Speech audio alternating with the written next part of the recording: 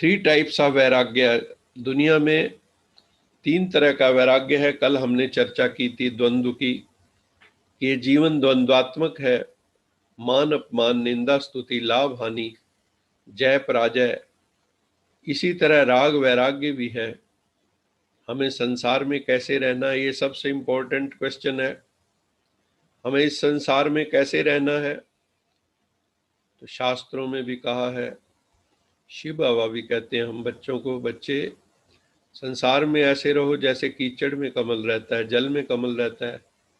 गुरबाणी में भी है, ब्रह्म ज्ञानी सदा निर्लेप, जैसे जल में कमल अलेप। जो ईश्वरीय ज्ञान को जान जाता है उसका जीवन कैसा हो जाता है? सदा निर्लेप, अनअफेक्टेड, अनइन्फ्लुएंस्ड, अप्रभावित, जैसे जल में कमल लेप। वो रहता जल में है लेकिन अलेप होकर, अलिप्त होकर, निर्लिप्त होकर।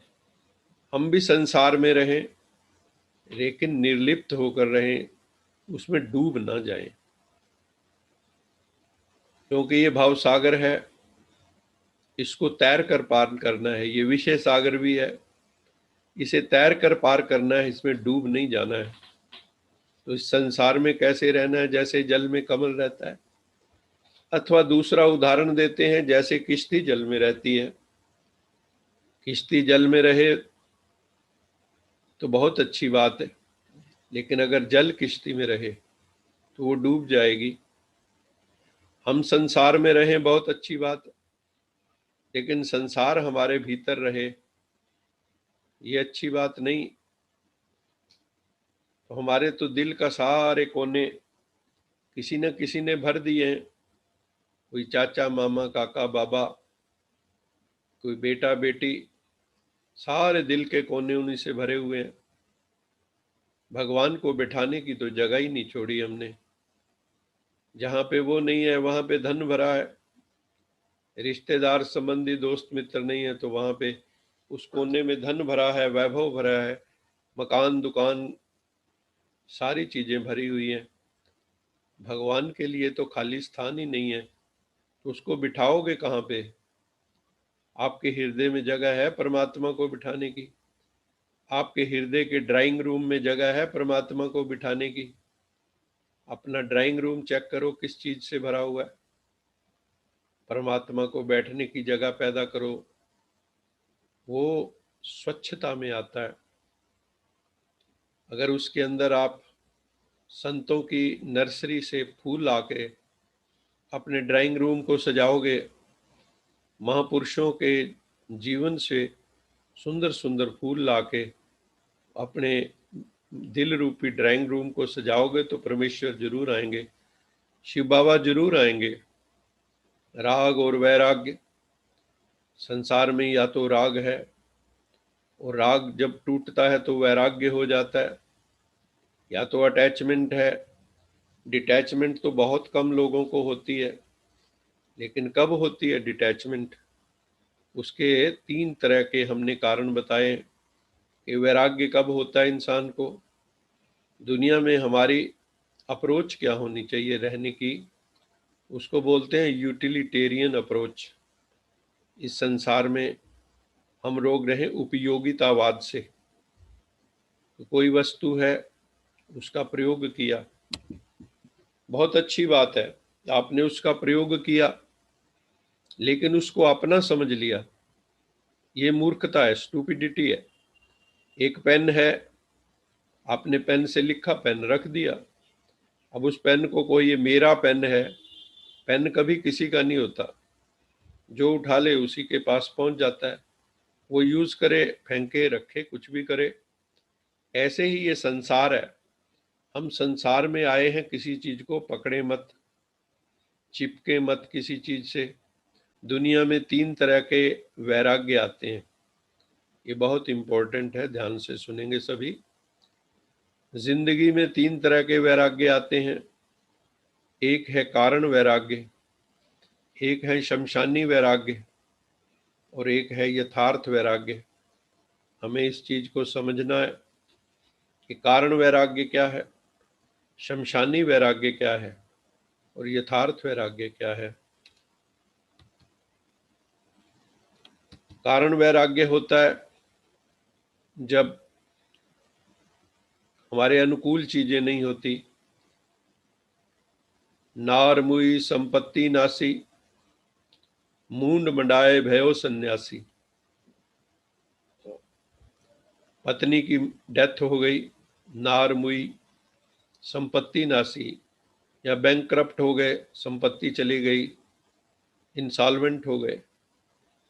नार मुई संपत्ति नासी, मूंड मंडाए भयो सन्यासी। या पति पत्नी में झगड़ा हो गया तो वैराग्य आ गया, कुछ दिन का वैराग्य कारण हुआ तो वैराग आ गया, कारण का निवारण हुआ तो वैराग्य समाप्त। अभी तो घर बार छोड़ के कई लोग चले जाते हैं, सन्यास ले लेते हैं, वहां जाके फिर कई घर गृहस्थ बसा लेते हैं। यहां से भागे, वैराग हुआ टेम्परेरी। कारण जो वैराग्य होता है वो टेम्परेरी होता है, शाश्वत नहीं होता, अस्थाई होता है, क्षणिक वैराग्य है वो। दूसरा वैराग्य है शमशानी वैराग्य। हम सब अनुभवी हैं कि शमशान के अंदर जाते हैं जब, तो वहां पे देखते हैं, अरे थोड़ी देर का वैराग्य आता है कि किसके लिए हम इतने झूठ सच बोल रहे हैं। शमशानी वैराग्य आ जाता है उस वक्त। एक बार की बात है, कोई कबीर साहब को मिलने के लिए आया, तो किसी की मृत्यु पे कबीर साहब शमशान गए हुए थे। तो उन्होंने पूछा कि मैं तो कबीर साहब को देखा नहीं, मैं उनको पहचानूंगा कैसे। तो उन्होंने कहा, जिसके सिर के ऊपर कलगी लगी हुई दिखाई दे आपको, वो समझना ये कबीर साहब है। तो वो व्यक्ति शमशान में गया, उसने देखा कि शमशान में जितने भी लोग हैं सबके सिर पे कलगी लगी हुई है। तो समझ ही ना आए कबीर कौन है। तो फिर वो कंफ्यूज रहे, लेकिन उन्होंने देखा जैसे लाश को जलाकर लोग बाहर निकले, सिर्फ एक ही ऐसी आत्मा थी जिसके सिर के ऊपर कलगी थी, वो थे कबीर। क्योंकि बाकियों को तो शमशानी वैराग्य था, शमशान में जाके टेम्परेरी वैराग्य उत्पन्न हुआ, लेकिन कबीर साहब का तो शाश्वत वैराग्य था। क्योंकि जो कबीर साहब का वैराग्य था वो किसी कारण से उपजा नहीं था।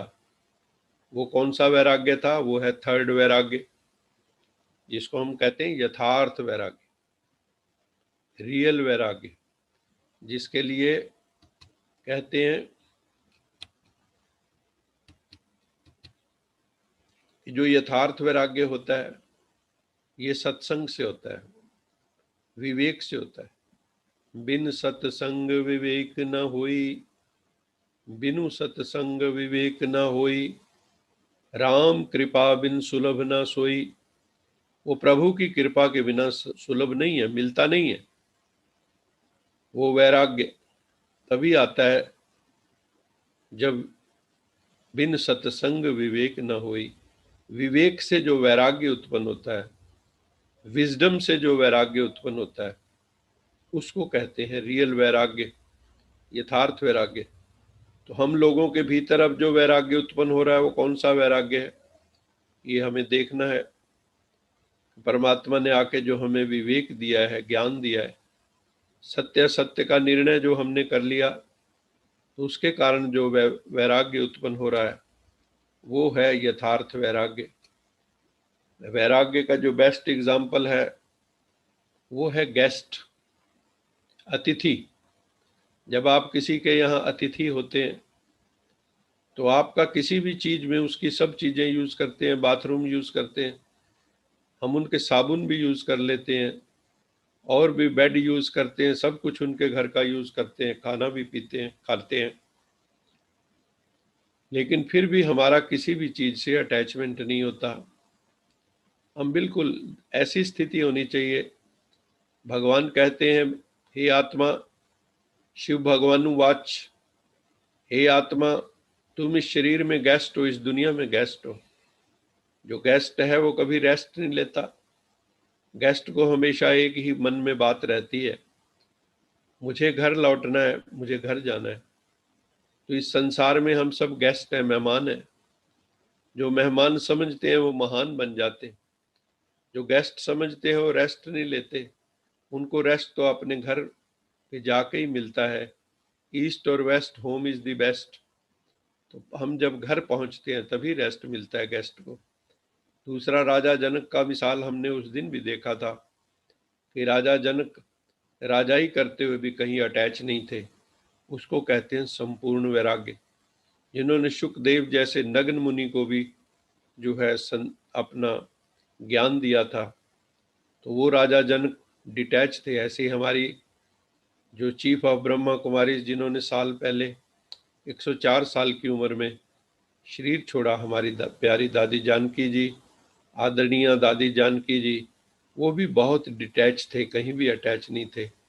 जब वो इंडिया से उनको विदेश भेजा गया तो दादी जानकी इंग्लिश नहीं जानती थी, लेकिन जब लंदन भेजा गया उनको विदेश, तो बाबा ने जब उनको कहा कि आपको विदेश जाना है, ब्रह्मा बाबा ने, तो उन्होंने कहा मैं विदेश कैसे जा सकती हूँ, अव्यक्त बाप दादा।